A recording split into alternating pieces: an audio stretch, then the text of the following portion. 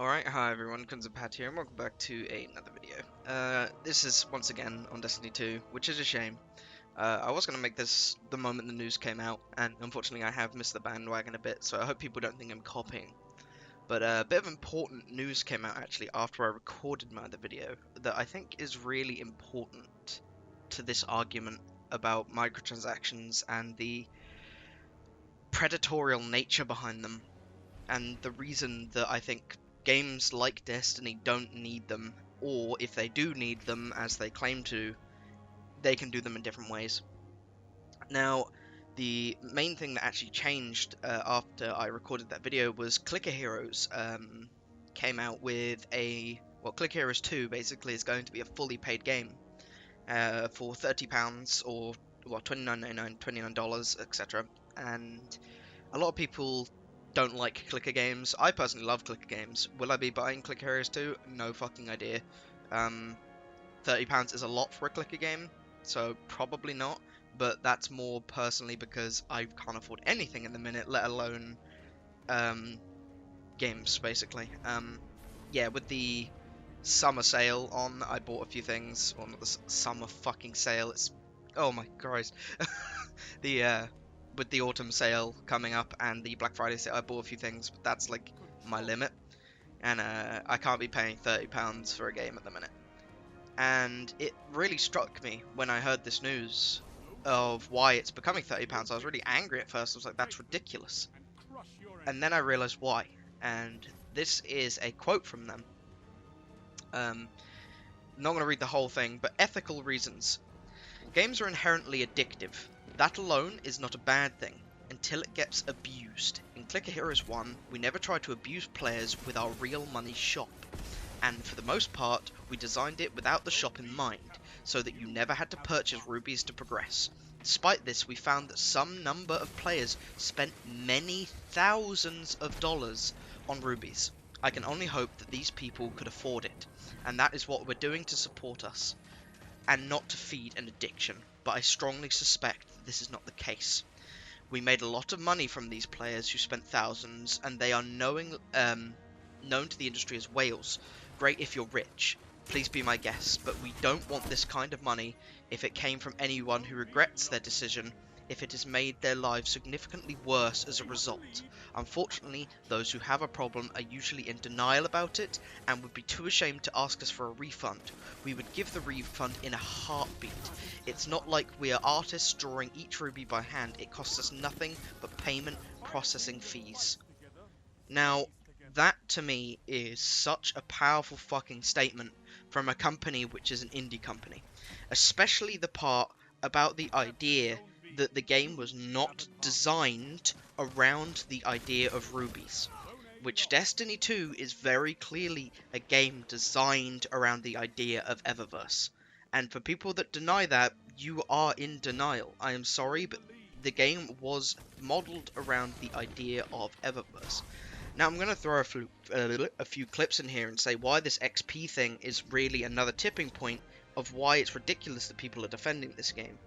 Especially considering the fact that there is an XP boost in the game that can be purchased with real money. This is inherently a disgusting thing, because they are significantly capping experience for activities in the game while selling something that boosts that experience. So not only are they targeting the idea that you would be able to get bright engrams for experience and capping that, they're selling ways for you to be able to go ahead and boost that experience, so it makes it feel like you're not actually spending as much money on the bright engrams themselves, but you are investing in the idea of experience gains in game. That is a predatory practice, and I think that when Luke Smith sits down with his smiley grin and says we're doing the best we can, he is lying through his fucking teeth, and I used to respect that man. I used to respect that man wholeheartedly, but the very fact he does not come out and just say, we are fucking up, we have done some disgusting shit in the name of money, and we want to change it, makes me absolutely just I can't look at anything he doesn't. I didn't watch the Osiris livestream, because I just can't take anything he says at face value anymore, because it, to me, is bold-faced lying, and that is something that's just wrong. It is wrong. And Destiny could have gone in a different way completely.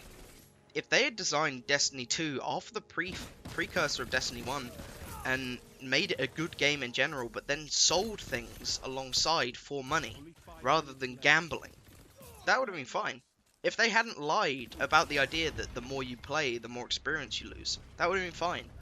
But they also came out and said in an article that they are admitting to, well, not admitting, but they effectively found that this was a problem, or they're admitting that this is a problem, rather than, well, as once again, sorry, I keep saying the wrong thing. They didn't admit it. They said basically we've found that the XP thing is a problem, and it's something we should never have put in the game.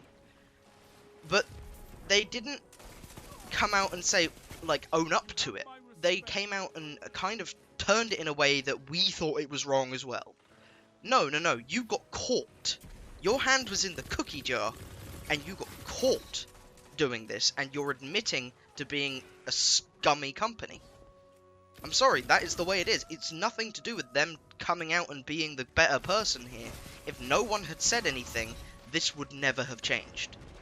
Simple facts. If no one had said anything, this would never ever have changed. And that is a fact. Just, there's no way to argue that. If you say maybe they would have, you are more denial than the people that buy microtransactions and say they don't have an issue. Now, the reason an indie game doing this is so impactful is because they literally said, if we stopped microtransactions on our first game, when we made this sequel, as a company, we would die. Quite in their literal words. I can't find the part right now, and I'm not going to read, as I said, I'm going to read the whole thing because it is a massive article that they released. I'll link it in the description. Go read it yourself. As a PHP document. It's very interesting, and how it affects games design, etc, etc. Like, they were saying they felt like things were going forwards in the sense of games design, a bit like Destiny 2, etc, etc. And yeah, it's interesting. Go read it. But this is true. If it wasn't gambling, then maybe there would be some part of me that could admit it, that it's fine. And I fucking am a voyeur of microtransactions. I love watching people open loot boxes and stuff. I love that stuff. And same with skin bundles and everything like that. I have spent £500 on League. The difference is with League, maybe not so much nowadays because they're getting into the territory of microtransactions with the chest system, but for the first 5 years, League was, you know what you're paying for. I know that I'm putting in £7.99 to get these 2 skins. I know fucking full well I am buying a skin because I like it. I'm not gambling for a skin when I purchase a skin. And also with League, there is the option of both, which is different. I personally don't think the chest system is good. I think it's fine with the quest rewards. I don't think it's good for being able to buy it. But the very fact you can earn them in-game, and you can still just up front to buy a skin, shows some level of self-awareness that there is a problem with this. And if Destiny, in a way, the way Destiny 1 had done it, if they had just turned the kiosk into a way you could buy silver, you could buy an item, that would be fine. And yes, maybe it is still predatory, but it's in no way anywhere near as bad, because once someone has spent all of the money they can, there's nothing more they can really get. There's no way that you can keep getting the same item over and over and over and over again, like you can with loot boxes. And that is a problem. That is the issue right there. And for people that say, oh, well, that's people's own fault for having an addiction, it's not, because you also have that addiction, just in different ways. I have that addiction massively. I think most people that play loot shooters do. But the addiction comes in many forms. There are some people that like the quick release of getting an item. There are some people that love that. They love the gambling aspect of it. I love the gambling aspect of it, but I prefer it in a difficult way. So the gambling aspect of a random drop, like the Mythoclast, the gambling aspect of getting a team together, you know, putting a team together and going through a raid, that is my addiction, is putting time in, a time investment to making a drop feel worthwhile, that is where my time goes. That is where my addiction is. And I'm someone that doesn't get addicted to things easily. Christ, I smoked for like 5 years, quit for 2 years, started smoking again for another 5 years, and my doctor said, "All right, you gotta quit." I was like, "Fine." Walked out, threw my cigarettes in the bin, haven't smoked since.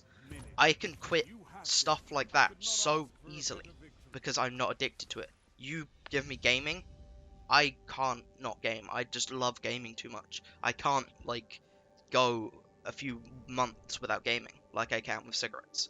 You know, I can't sit away from it for months and months and months on end because I enjoy it too much. It is one of my only pleasures. And for some people, they like that gambling aspect. That's why gambling is a real thing and a real issue in the real world. Now people are just trying to make it digital. But yeah, this is just a quick overhaul of why this EXP practice is kind of gross and why I think it's just shocking, really. But I hope you guys enjoyed this in some way. Peace out, guys, and have a good one. Oh, and one more thing. There is going to be more content coming up that's going to hopefully not be so hate-related, I guess. It's going to be more gameplay stuff.